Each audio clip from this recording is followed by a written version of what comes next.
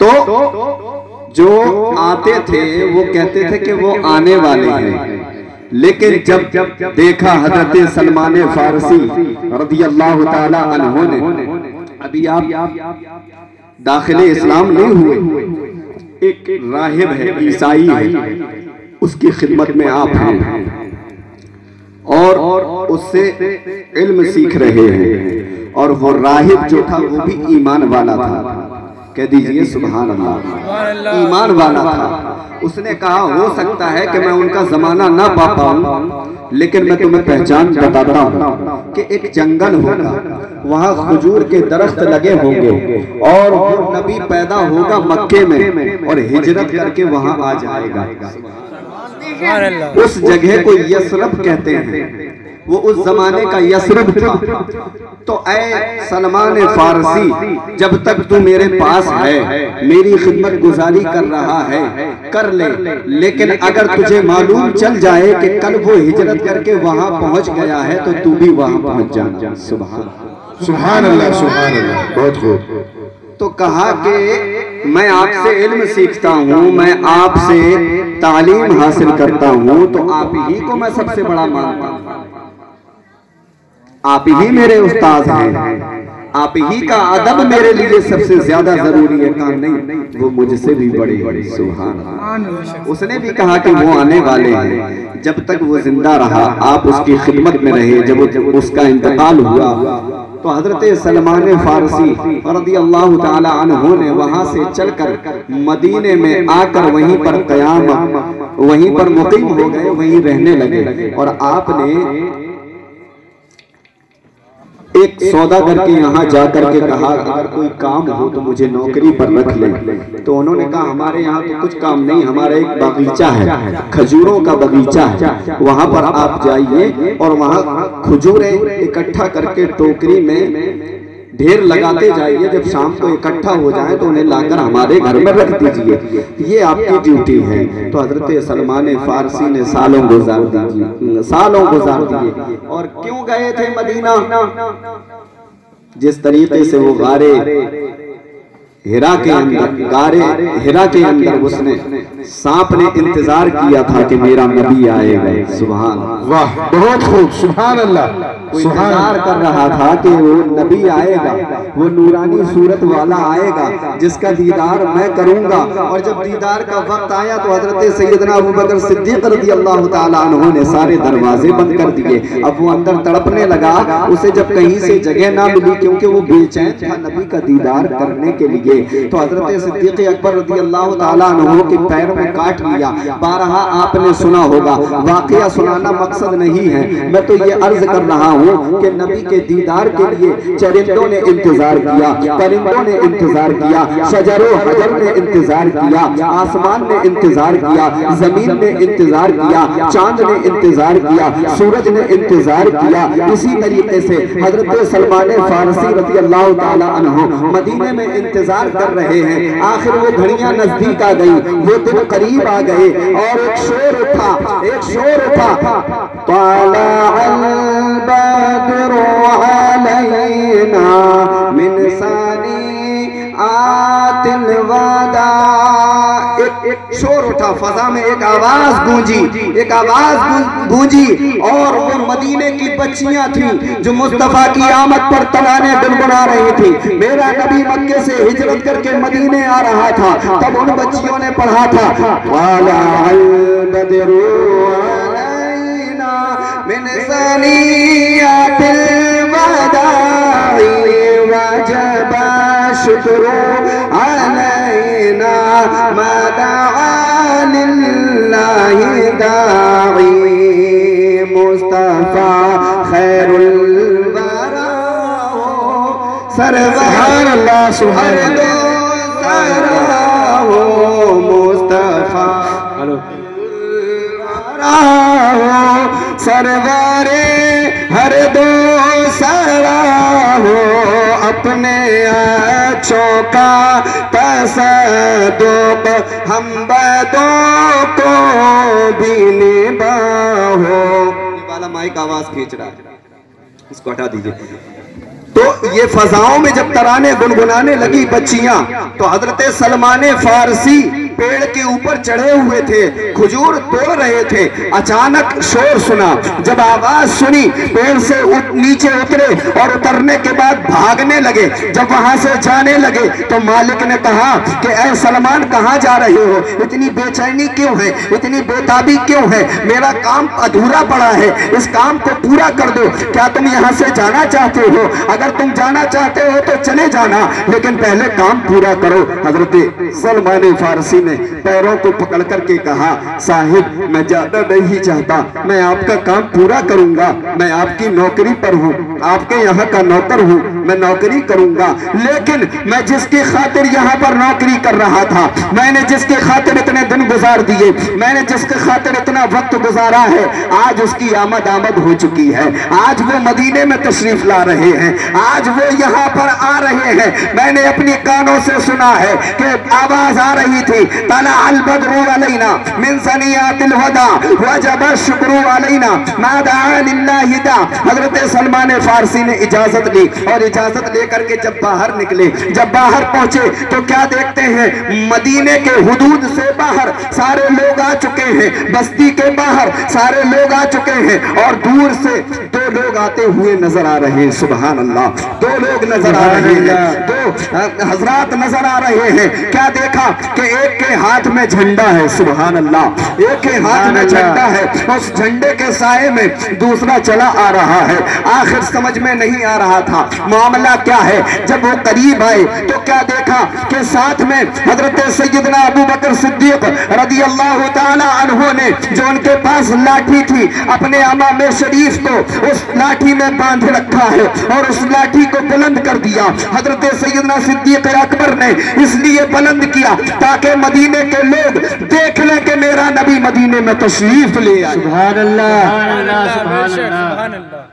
परचम लगाने से यह साबित होता है कि हमारा रहबर आ चुका है, हमारा रहनुमा आ चुका है। हजरत सैयदना सिद्दीक अकबर रज़ी अल्लाह ताला अन्हु ने उसको परचम बनाया और मुस्तफा साथ में जा रहे हैं तो हजरत सैयदना सिद्दीक अकबर रज़ी अल्लाह ताला अन्हु आगे आगे और मुस्तफा करीम सल्लल्लाहु ताला अलैहि वसल्लम साथ में मदीने में तशरीफ ले जा रहे हैं। मोहतरम हजरात, आज जो लोग झंडों पर एतराज करते हैं, जो ये कहते हैं कि 12वीं आती है, लोग गलियों में झंडे लगाने लगते हैं, अपने घरों में परचम लगाने लगते हैं, तो सुनो सुनो, ये झंडे हजरत जिब्रील अलैहिस्सलाम ने रब के कहने पर जन्नत से लिए और लेने के बाद अल्लाह ने कहा, ऐ जिब्राइल 3 झंडे ले लो और तीनों झंडे ले जाकर के पहला झंडा खाने काबा पर लगा देना। सुभान अल्लाह, सुभान अल्लाह। पहला झंडा खाने काबा पर लगा देना, दूसरा झंडा मशरिक में और एक मगरिब में लगा देना, एक पूरब में लगा देना, एक पश्चिम में लगा देना। ऐ मौला, ये पूरब और पश्चिम में लगाने की जरूरत क्या है? तो सुनो हजरात मोहतरम, मैं आपको बताऊं, हर पार्टी का झंडा होता है, हर देश का झंडा होता है। जिसकी पार्टी जहां तक पहुंच जाती है वहां तक झंडा पहुंच जाता है, जहां तक देश की सरहद होती है वहां तक झंडा। हिंदुस्तान का झंडा कौन सा है? 3 रंगों वाला। हिंदुस्तान का झंडा कौन सा है? तिरंगा। जब वो गोरे पुरवा से लेकर कोई चला, चलते चलते चलते चलते चलते चलते चलते चलते बांदा पहुंच गया, बांदा से चलते चलते वो कानपुर पहुंचा, कानपुर पहुंचने के बाद लखनऊ पहुंचा, लखनऊ पहुंचने के बाद दिल्ली पहुंचा, दिल्ली के आगे चलते चलते चलते चलते जैसे ही उसने एंट्री चाहिए कि मैं लाहौर में जाकर तिरंगा लगा दूं, उसको कहा नो एंट्री, यहाँ झंडा तिरंगा नहीं, यहाँ तिरंगा नहीं लग सकता। तुम अपने तिरंगे को हिंदुस्तान में फहरा सकते हो, तुम अपने तिरंगे को हिंदुस्तान की हद में लगा सकते हो, हमारे यहाँ आने की जरूरत नहीं। अब वहां से एक झंडा चला जिसके ऊपर चांद बना हुआ है, जिसके अंदर सितारा बना हुआ है, इस्लामी तरह का झंडा है। वो देखने में लगता है कि ये परचमे इस्लाम है, लेकिन उसकी भी एक हद है। चलते चलते वो झंडा चला और जब अफगानिस्तान की सरहद पर पहुंचा, अफगानिस्तान वालों ने कह दिया यहाँ तुम्हारा झंडा काम नहीं करेगा, इसे वापस ले जाओ, इसे अपने पाकिस्तान में लहराना, इसके आगे तुम्हारा झंडा नहीं जा सकता। अब वहां अफगानिस्तान वालों का झंडा है, है। अफगानिस्तान वालों का झंडा चला और चलने के बाद चलते चलते आगे ईरान है। ईरान वालों ने कहा यहाँ आपका झंडा नहीं चलेगा, आप अपना झंडा वापस ले जाइए। लिहाजा ईरान वालों ने अफगानिस्तान का झंडा वापस कर दिया। अब ईरान का झंडा चला, चलने के बाद इराक पहुंचा। इराक पहुंचने के बाद इराक वालों ने कहा यहाँ तुम्हारा झंडा नहीं चलेगा।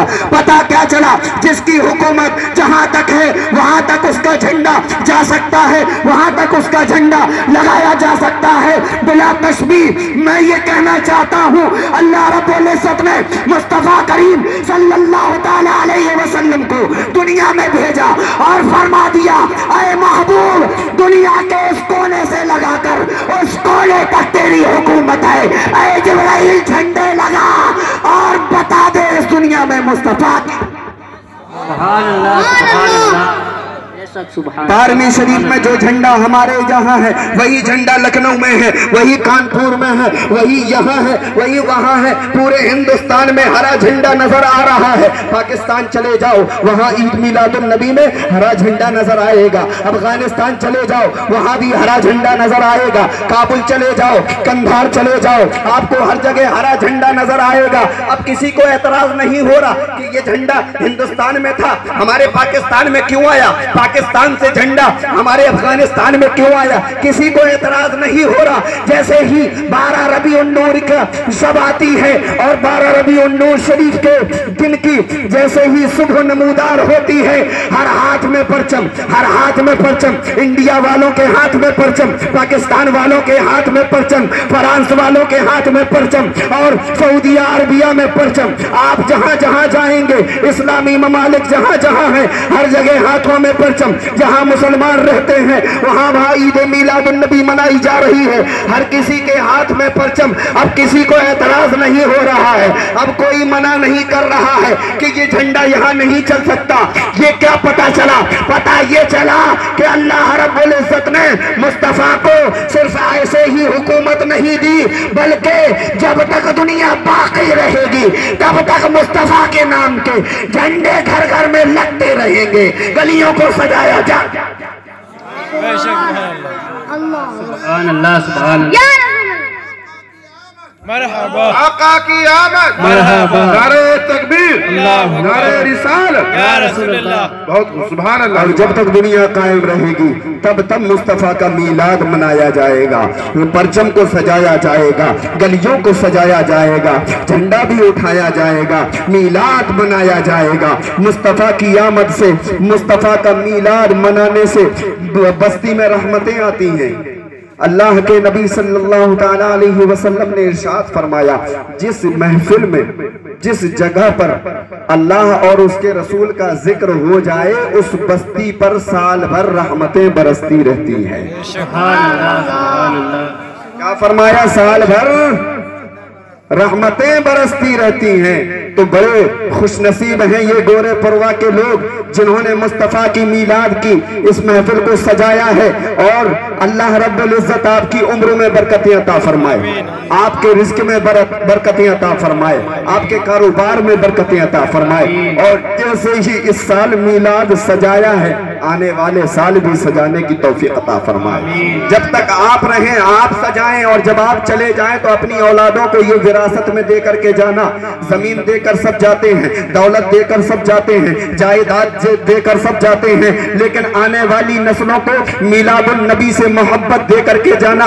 ईद मिलादुन नबी के सदक़े में हमें तमाम कायनात की रानाइयां मिली है। हमें चांद मिला मिलाद के सदक़े, हमें सूरज मिला मिलाद के सदक़े, क्योंकि अगर मुस्तफा ना होते, ये सब है मेरे कमली वाले का सदका, ये सब है मेरे कमली वाले का सदका। मोहम्मद न होते तो कुछ भी।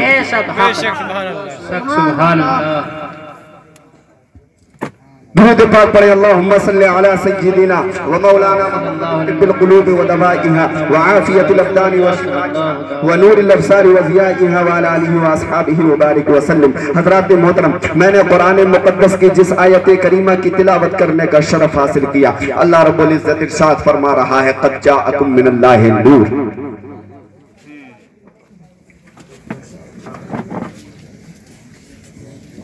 वह किताब मुबीन, और किताब मुबीन अल्लाह की तरफ से और कुरान की दूसरी आयत है कुल इन्नमा अना बशरुम मिस्लुकुम यूहा इलै।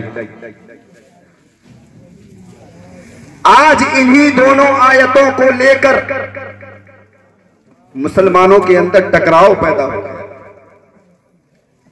कुछ लोग नबी को नूर मानते हैं, कुछ लोग नबी को बशर मानते हैं। ये कहते हैं हम भी कुरान से मानते हैं, वो कहते हैं हम भी कुरान से मानते हैं। नूर अल्लाह ने कुरान की आयत से साबित किया। अल्लाह ने खुद फरमाया कि मैंने भेजा नूर। अल्लाह खुद फरमा रहा है, तहकीक क्या गया तुम्हारे पास अल्लाह की तरफ से नूर और रोशन किताब। और कुरान की दूसरी आयत है कुल इन्नमा अना बशरुम मिस्लुकुम। अब देखना ये है, ये जो कद जाअकुम मिनल्लाहि नूर वाली आयत है, इसमें रब खुद इरशाद फरमा रहा है। जो बात नुक्ते की है वो यहां पर है कि इसमें रब खुद इरशाद फरमा रहा है कि तहकीक के अल्लाह की तरफ से आ गया नूर। और वहां अल्लाह क्या कह रहा, कुल ऐ महबूब मैं नहीं कहूंगा तुम कहो। जरा मचल करके, अगर समझ में आ रही हो तो मचल कर कह दे सुभान अल्लाह। कुल ऐ महबूब तुम कहो इन्नमा अना बशरुम मिस्लुकुम, कहो कि मैं तुम्हारी तरह बशर हूं। अल्लाह बात आए नूरानियत की तू खुद कहे, और जब बात आए बशरियत की तो मुस्तफा से कहलवाए। जब बात आए नूरानियत की तो कुदरत खुदाबंदी से अल्लाह रब्बुल इज्जत ने कलाम खुदा में इरशाद फरमा दिया कि जब बात होगी नूर की तो मैं कहूंगा, और जब बात आए बशरियत की तो मैं नहीं कहूंगा। अल्लाह क्यों नहीं कहेगा? क्योंकि अल्लाह जानता है उनके मकाम को, अल्लाह जानता है उनके मर्तबे को। ऐ मेरे परवरदिगार तू क्यों नहीं कहता कि ऐ मोहम्मद मैंने तुम्हें बशर बना करके भेजा, जैसे सारे इंसान वैसे तुम भी इंसान, जैसे ही सब आदमी वैसे ही तुम आदमी। तो अल्लाह फरमाता है मैं कहूंगा तो या अय्युहल मुज़म्मिल कहूंगा, मैं कहूंगा तो या अय्युहल मुद्दस्सिर कहूंगा, मैं कहूंगा तो यासीन कहूंगा, मैं कहूंगा तो त्वाहा कहूंगा, मैं कहूंगा तो क़द जाअकुम मिनल्लाहि नूर कहूंगा, मैं कहूंगा तो क़द जाअकुम बुरहानुम मिन रब्बिकुम कहूंगा, मैं कहूंगा तो मैं अपने महबूब को जब कहूंगा तो वद्दुहा कहूंगा, मैं कहूंगा तो वरफाना लका ज़िक्रक कहूंगा, मैं कहूंगा तो वला सौफ युअतीका रब्बुका फतरदा कहूंगा, मैं कहूंगा तो वअम्मा बिनिअमति रब्बिका फहद्दिस कहूंगा।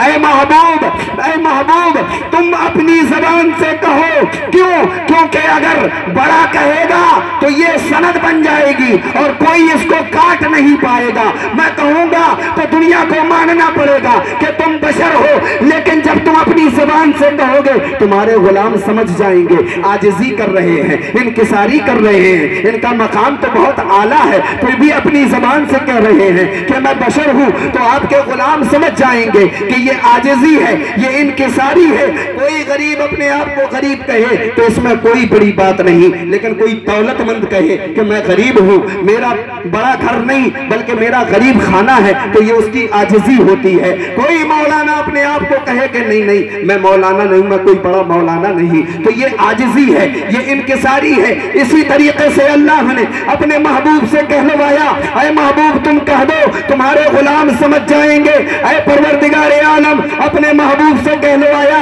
कहलवाने की वजह क्या है?